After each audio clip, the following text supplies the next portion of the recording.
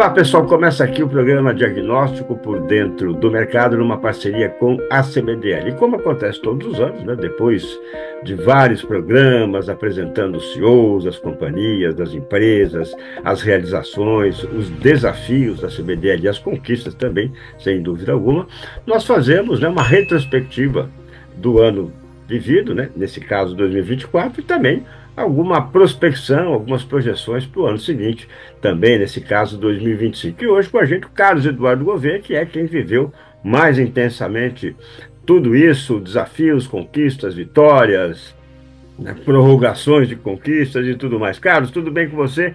Como é que estão as coisas? E, sem dúvida alguma, sempre é bom conversar com você e conhecer um pouquinho mais da área de diagnóstico. Elias, muito obrigado. Mais uma vez é sempre um grande prazer estar aqui com você, compartilhando um pouco desse universo que é fascinante. Como você já vive há algum tempo, acho que você também já foi contaminado pelo diagnóstico, né? E, de fato, ele, sem sombra de dúvida, é o grande instrumento, a grande porta de entrada para uma saúde cada vez melhor para a nossa população. É a melhor ferramenta que a gente pode ter, tanto para a busca de uma terapia adequada, para a cura, mas também para o outro lado, que é melhoria da qualidade de vida, cada vez mais dentro do conceito da prevenção. E a CBDL, como associação do setor, ela tem esse papel de disseminar cada vez mais hábitos saudáveis de vida através do correto uso de forma sustentável dessa ferramenta, que é o diagnóstico, seja para uma triagem, seja para o diagnóstico em si, para o monitoramento de uma terapia, ou até verificar se o desfecho foi ou não alcançado. Então, a gente tem aí um espectro bem grande, mas em que é fundamental o engajamento dos atores, sejam os profissionais de saúde, seja a própria indústria, seja, obviamente, o próprio paciente, aí como principal detentor dessa capacidade de escolha, de indicação, de busca de uma informação importante para ele no momento certo. É aquela história que a gente brinca do mantra: teste certo, na hora certa, para a pessoa certa, no ambiente certo. Essa combinação é que vai, de fato, trazer aí o melhor resultado. E para a CBDL, como você falou, 2024 foi um ano de grande impacto em vários aspectos.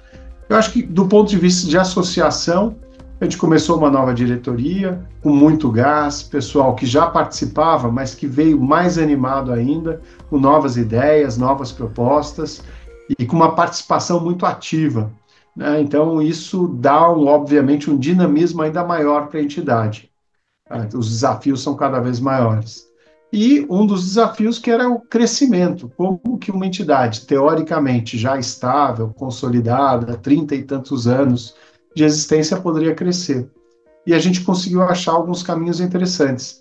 Hoje nós temos mais de 72 associados, obviamente as grandes empresas do setor, importadoras, fabricantes, distribuidoras, mas conseguimos avançar também em novas frentes, inclusive de apoio à inovação, ao desenvolvimento, à pesquisa, com startups e várias outras empresas que buscam, obviamente, um caminho ao sol, né, um espaço ao sol, e que enfrentam, aliás, por estarem no Brasil, já por default, já enfrentam muitas dificuldades.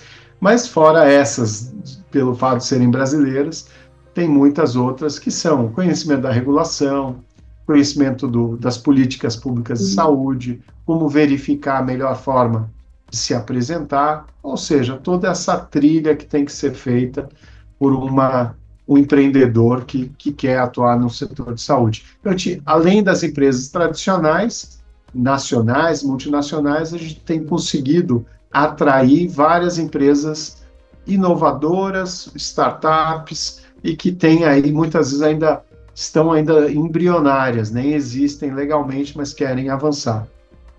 Então, esse acolhimento foi muito importante na categoria de empresas inovadoras. Nós criamos uma outra categoria de distribuidores, Elias, que já era um anseio antigo e cada vez mais tem atraído novas empresas, que têm aí, obviamente, já partilham ou partilhavam das informações da CBDL através das empresas representadas e muitas vezes careciam de alguns apoios, seja na área de logística, seja na área tributária.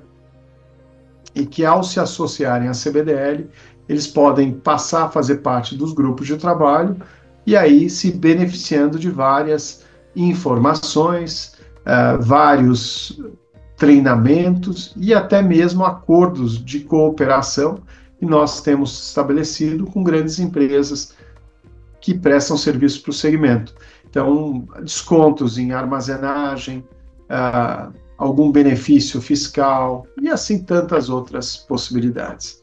E, por fim, as empresas prestadoras de serviço para o setor de diagnóstico.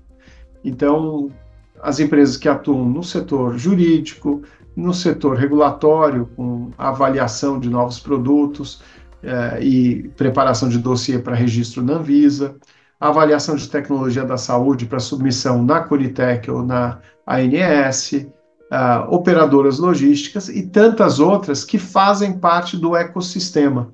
Então, o objetivo de ter todos esses empresários e suas empresas na CBDL é exatamente ter cada vez mais legitimidade para falar do nosso ecossistema e conseguir, assim, obviamente, fazer o mercado crescer de forma responsável, sustentável e gerando cada vez mais um awareness sobre o setor e, obviamente, trabalhando melhor determinados temas junto aos principais agentes da saúde, seja Ministério da Saúde, Ministério da Indústria e Comércio, Anvisa, ANS e tantos outros, né? Então, eu diria que, para começar a nossa conversa, eu já diria que esse foi um grande desafio, extremamente bem atendido aí no seu objetivo, né? Acho que a gente conseguiu cumprir bem. E, obviamente, 2025 vai continuar nessa batalha para trazer cada vez mais empresas do segmento. Tá? Tivemos um aumento no quadro associativo de praticamente 50%, né, Carlos? Foi bem significativo, né? Foi bastante. Obviamente, já não tem mais tantas empresas de grande faturamento, mas a gente consegue atrair empresas que estão em fase franca de crescimento, né? E que tem grande possibilidade. Nós temos alguns associados que antes estavam conversando na nossa festa de confraternização. Um associado que antes do Covid faturava, a expectativa era 6 milhões no ano.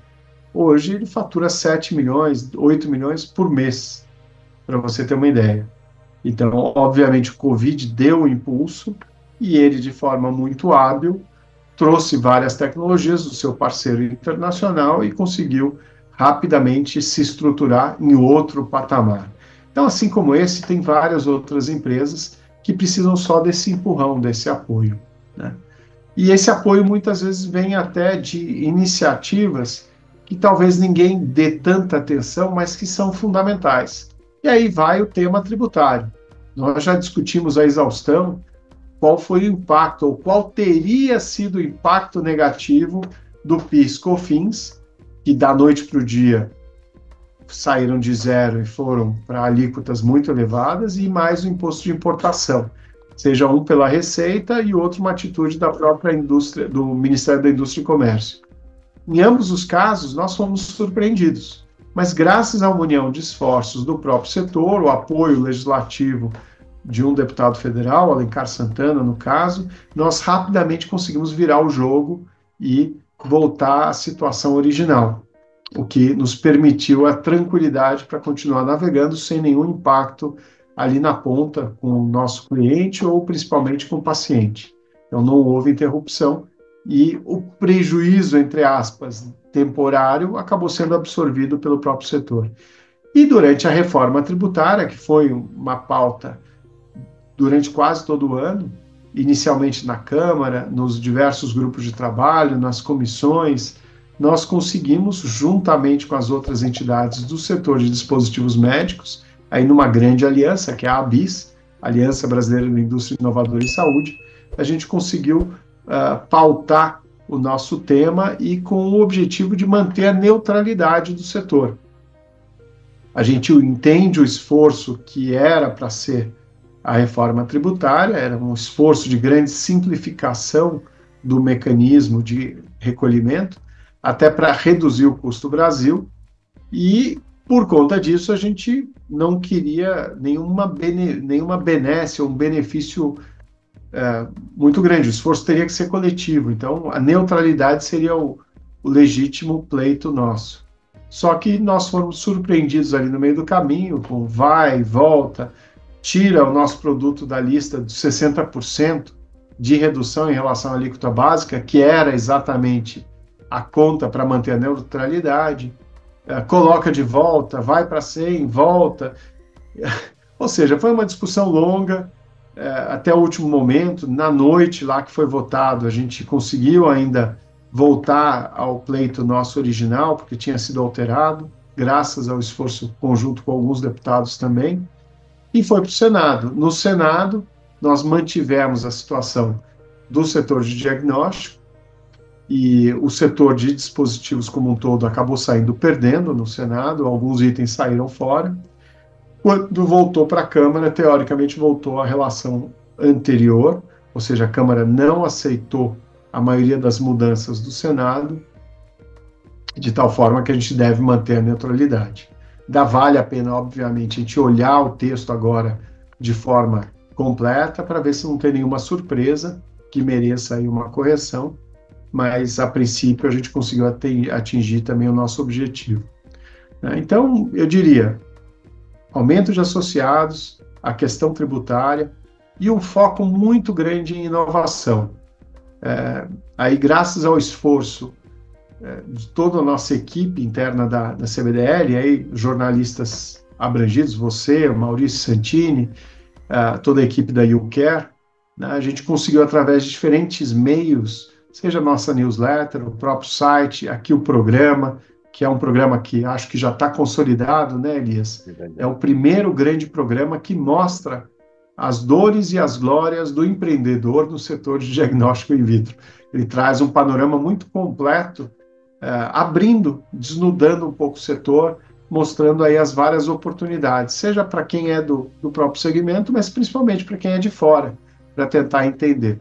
E a gente conseguiu dar um foco na parte de pesquisa, desenvolvimento e inovação, mostrando aí o que o setor tem trazido de diagnósticos inovadores, seja para tanto a ampliação da testagem, com novos locais, novas ferramentas, point of care principalmente, ou do outro lado, os diagnósticos inovadores para as terapias avançadas, que foi um dos temas preferidos neste ano para a gente abordar, seja em congressos, seja em eventos. Lá no começo desse ano, no Einstein, nós fizemos um evento que foi marcante, exatamente sobre isso, e terminamos no Rio Health Forum, no Rio de Janeiro, em novembro, também com um evento de dia inteiro, com todos os grandes atores, Ministério, OPAS, Anvisa, ANS, a indústria, as sociedades médicas, Fiocruz, INCA, Butantan, Nutera, Fundação ProSangue, debatendo de uma forma muito ampla e aberta o papel do diagnóstico para achar o paciente que pode ser elegível para essas terapias e qual o momento delas aqui no Brasil e perspectivas. E a gente vê como o diagnóstico é importante. Você fala hoje de uma terapia celular, como o CAR T-cell, para um câncer hematológico, um linfoma, leucemia, como uma das grandes esperanças, na verdade já realidade para a cura, em 3, 4 meses.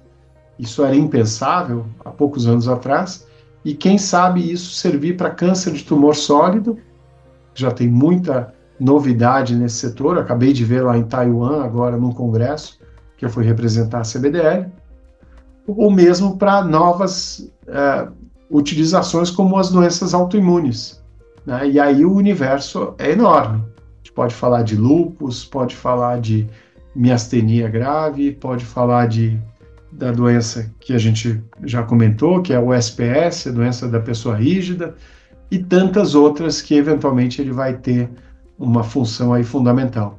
Mas sem o diagnóstico, nada adianta. Então, você tem que ter essa consciência de que diagnóstico e terapêutica tem que estar muito unidas para, de fato, você ter um acesso adequado no momento certo e um custo cada vez menor. Então, o investimento que se faz em diagnóstico, ele é altamente rentável porque ele traz um retorno, uma redução de custo em termos de saúde pública, uma maior assertividade da terapia e, obviamente, uma jornada de paciente muito menos sofrida para o cidadão ali na ponta, né? Perfeito, perfeito. Aí você falou muito bem dessas palestras, dos congressos, né? Mas antes de falar sobre isso, que eu gostaria que você discorresse sobre esse tema, principalmente, né? Pelo ano intenso que você teve de viagens, de participações de tudo, então você falou, né? Da importância do diagnóstico na hora certa, e tal, mas também precoce, em especial, né? E Sim. também a campanha que vocês, né? Pela CBDL vem desempenhando. E na sequência, Carlos, falar também desses congressos que você viveu em todos os continentes praticamente, né? Você teve presente, o que você trouxe de mais rico e também pela oportunidade da CBDL participar com estandes, né? De alguns desses eventos, como do 49º SEBAC, da FISWEEK, enfim, pudesse discorrer sobre todos esses temas. Eu acho que tem aí vários pontos. Eu acho que, de fato, a CBDL tem sido convidada de uma forma bastante frequente para participar, com contribuições efetivas através de palestras, seminários, workshops, mas também até ajudando a formar uma grade em vários desses eventos. E aí eu destaco, como você falou, o Congresso de Patologia Clínica e Medicina Laboratorial, Congresso de Análises Clínicas, em ambos a gente deve fortalecer ainda mais a nossa participação no ano de 2025, até de uma forma mais intensa, essa é a ideia. O FISWEEK, acabei de voltar na sexta-feira, foi agora, segunda-feira, anteontem, eu estive numa reunião de final de ano também, já assegurando que estaremos juntos com eles, numa participação mais efetiva ainda, tivemos também com o stand, e aí um momento até e um ambiente um pouco diferente do que nós estamos acostumados, mas que envolve todo o setor de saúde. Não é só análises clínicas, medicina laboratorial, e sim a cadeia de valor de saúde como um todo. Tem um impacto diferente. Estivemos em congressos internacionais, aí de dispositivos médicos nos Estados Unidos, estive também na Europa, na Áustria, representando também a CBDL.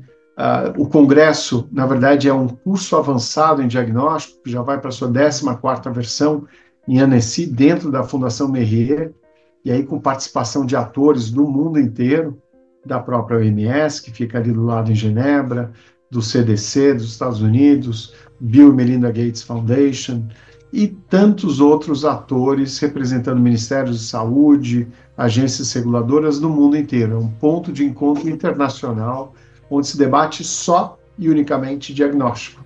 E aí, dentro do conceito de políticas públicas de saúde, tentando promover cada vez mais acesso.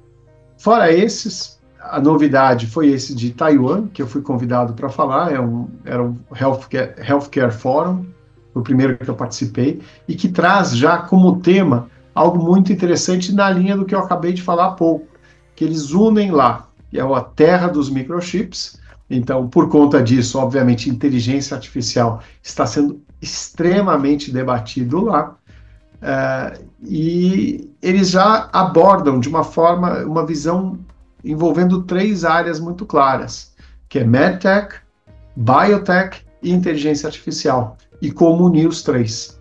E aí ganhar escala, ganhar velocidade e trazer soluções cada vez mais adequadas ali para o paciente. Inteligência Artificial foi tema desse evento, mas também, como você sabe, do nosso encontro com o Papa. Eu participei de um seminário, semana inteira no Vaticano, com vários representantes de outros países latino-americanos. A delegação brasileira era bem extensa, a ANS presente, a Abrange, vários outros representantes do setor, até de operadoras de saúde, e dos outros países, também representantes de ministérios de saúde, de governos, foi bem rico, e discutindo a sustentabilidade do sistema, olhando até um pouco mais sobre o ponto de vista da saúde suplementar, nesse caso.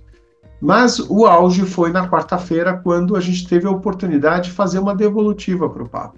E porque há 2 anos atrás, 2, 3 anos, ele trouxe o tema da inteligência artificial como algo estratégico para o Vaticano e, na verdade, como líder mundial, para que todos olhassem para isso. Convidou Google, Amazon, Microsoft, Apple, para falar, olha, eu reconheço que inteligência artificial já é uma realidade. Não quero discutir se vai ou vem, já é a realidade. Mas o ponto que ele abordava é que ela tem que ser usada de fato para o bem da humanidade, né, de uma forma clara, transparente. E para isso ele provocou. Ano passado, os diretores da ANS já estiveram nesse seminário e trouxeram para o Brasil essa lição de casa, como que a gente poderia, aqui no Brasil, tratar o tema. E eu, pelo Ética Saúde, que é uma entidade de autorregulação do setor, da qual a CBDL faz parte, aceitei o desafio e aí comecei, junto com os meus colegas lá, a debater e a promover eventos tratando do tema. Alguns virtuais, outros presenciais. A gente fez uma ampla discussão e decidiu se incorporar ao marco de consenso para colaboração ética multissetorial um parágrafo específico sobre isso, tratando exatamente da necessidade que todos nós, sabendo da necessidade de nos evoluirmos ou nos desenvolvermos dentro desse ambiente que tem a inteligência artificial, mas usando-a de uma forma aberta, transparente, ética, dando o devido conhecimento para quem vai ter a sua informação gerada a partir de lá, e de uma forma que ela traga resultados positivos de fato para a humanidade, dentre outros aspectos, né? E lançamos esse marco de consenso revisado no Rio Health Forum, em novembro, e tivemos lá no ato já 22 adesões de entidades diferentes, e isso continua acontecendo, e aí nós fomos, na quarta-feira, dentro desse seminário, entregar em mãos para o Papa esse documento atualizado, e obviamente ele ficou muito surpreso até, porque foi uma devolutiva real, né? Foi uma entrega de algo que tinha sido compromissado, mas que obviamente todo mundo tem sempre as dúvidas, vai acontecer ou não, mas a discussão já acontece e o Brasil já é um defensor disso de forma veemente. E você teve a oportunidade de apresentar isso pessoalmente para o Papa, né? Uma Pessoalmente. Que... Momento único, Elias. Momento único e surreal. Na verdade, é algo que a gente sempre fala, mas é tão distante. Estava eu lá, junto com o resto da delegação, entregando o documento para o próprio Papa Francisco, cujo aniversário acho que foi ontem, inclusive. Olha, que bonito, um momento muito especial, sim. Parabéns, viu, Carlos? Imagino. Carlos, outra passagem que eu acredito tenha sido muito enriquecedora, né, foi um encontro com membros do Ministério do Desenvolvimento, Indústria e Comércio, o MEDIC, e a Organização Pan-Americana de Saúde, OPAS, né, do Brasil. Então, porque são olhares distintos, mas sem dúvida alguma conspirando, né, para o mesmo objetivo que é a saúde. Isso trouxe, na verdade, uma nova rota de trabalho para a própria CBDL. Então, fora do ambiente tradicional que nós conhecemos, que é Anvisa e Ministério, abriram-se aí várias portas. O fato de estar junto com o MEDIC e OPAS mostra quão importante é o setor de saúde para o desenvolvimento do próprio país. E, na verdade, a OPAS entra aí com um papel até de levar muito mais coisa para o resto da América Latina. E podendo o Brasil ser até o elo da cadeia que produza determinadas novas tecnologias, mas o fato é que essa integração no nosso continente ela é mais do que necessária, ela realmente se faz assim urgente. E eles têm todo o apoio, inclusive com uma nova linha de fomento até para pesquisa e inovação dentro do nosso segmento. É um mandato novo da própria OPAS e que eles estão levando muito a sério e que a gente pode trabalhar em conjunto, e essa é a ideia. E a primeira demonstração dessa linha de atenção é exatamente na questão dos diagnósticos inovadores para terapias avançadas. Então, eles têm um interesse nos ambos aspectos e vão nos apoiar, já confirmaram. A doutora Socorro Grossi e a equipe já confirmou que durante o ano de 2025 continuaríamos aí com eventos, com discussões, com novas possibilidades. E aí, Elias, eu trago também como uma nova oportunidade de aproximação a própria ANS, Agência Nacional de Saúde Suplementar, que tem um grande interesse, tem trabalhado muito no conceito de linhas de cuidado, né? E que a gente, pelo diagnóstico, pode fazer toda a diferença, ajudando a reduzir o custo como um todo para acesso à saúde através do diagnóstico precoce, né? E no momento certo, então, para a pessoa certa. Então, acho que aí a gente começa a ter, talvez até um pouco mais de trabalho, mas um trabalho muito bom, que vai trazer resultados, com certeza, aí no médio prazo, né? Com certeza, parabéns. E como foi o ano foi muito intenso, se a gente fizer uma retrospectiva completa, vamos acabar lá para 2027, né? Vamos até 2027 contar tudo o que aconteceu nesse ano, mas gostaria que você trouxesse mais algum detalhe que você gostaria de apresentar de 2024 e principalmente, Carlos, o que que a gente pode esperar para 2025, né? Quais os desafios e principalmente as conquistas a serem alcançadas no próximo ano? Um dos grandes pontos de atenção que a gente vai usar, vai ter em 2025, é esse desenvolvimento desse radar do diagnóstico no Brasil, que são os vazios de atenção à saúde, onde não se faz nada em termos de diagnóstico, ou, por outro lado, onde se faz e você acaba tendo informações de caráter epidemiológico essenciais para o gestor de saúde pública tomar uma ação rápida e efetiva. Ou, por outro lado, a outra grande área usuária é o próprio inovador, aquele que eu comentei há pouco, que precisa ter uma ligação com a realidade do mercado. Qual é a real demanda do mercado brasileiro? Pelos mesmos produtos que já existem lá fora, ou teria alguma característica diferente? Por que uma determinada cidade com 15, 20 mil habitantes não faz determinado teste? Será que ela não faz ou ela manda para um laboratório de referência? Possivelmente é isso. E dependendo da área, não tem problema, é aceitável. Porém, em algumas outras, sim, tem um problema muito grave, porque o tempo para a amostra ir e para voltar ao resultado, você eventualmente deixou de tratar uma pessoa no momento que ele precisava ser tratado. E aquilo pode virar uma epidemia, pode virar um surto, uma coisa muito mais grave, porque não foi visto a tempo. Então, a gente quer mostrar que, de repente, ali, se tivesse um equipamento mais robusto, menor, custo menor, você conseguiria atender a necessidade no próprio local. E usando toda a expertise que o pessoal laboratorial tem, o controle de qualidade e assim por diante. Então, a gente ajudaria o mercado a continuar crescendo, dando uma resposta, obviamente, cada vez mais rápida ali para a população. Então, eu destaco, de fato, o observatório como uma grande estrela para 2025. A semente dele já foi lançada e 2025 ele vai ter aí um grande desenvolvimento, sem sombra de dúvida. O primeiro foco, resistência antimicrobiana, que é um dos pontos que a gente tem que trabalhar. Então, deu para perceber que a inspiração e a transpiração continuam firmes aí, né, junto à CBDL, ao seu trabalho, né, e também dos associados, sem dúvida alguma. E parabéns, Carlos, sem dúvida, a gente cada vez mais admira os associados com o nosso programa, cada programa, e agradeço mais uma vez a confiança e por poder participar de um projeto tão arrojado que você criou e desenvolveu há 2 anos, né? E certamente a gente vai mostrando cada vez mais um pouco da preocupação dos valores, né, de quem cuida da nossa saúde. Então, parabéns por essa iniciativa e agora vou deixar para você convidar quem está nos acompanhando, né, também de fazer as honras da casa com as festas de final de ano, já deixando aí o convite para continuar com a gente em 2025.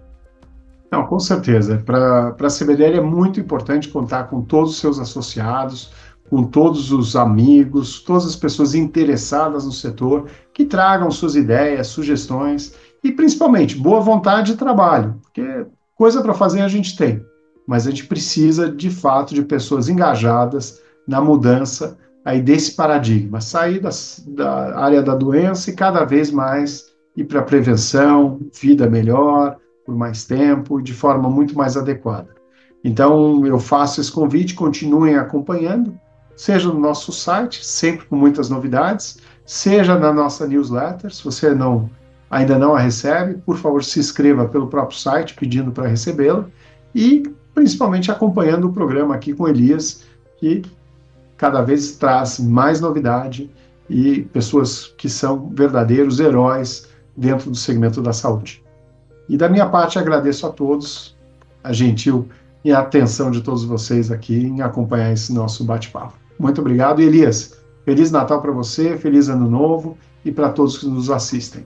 Amém. Nós todos, em nome do Carlos da CBDL, desejamos então a você também um Feliz Natal, um maravilhoso 2025, um abençoado 2025 e continue com a gente aqui, inscreva-se no canal, acompanhe as mídias sociais da CBDL, compartilhe os programas, porque você já sabe, o diagnóstico por dentro do mercado foi feito para você. Obrigado então, pessoal, e olha, até o próximo programa. Tchau, tchau.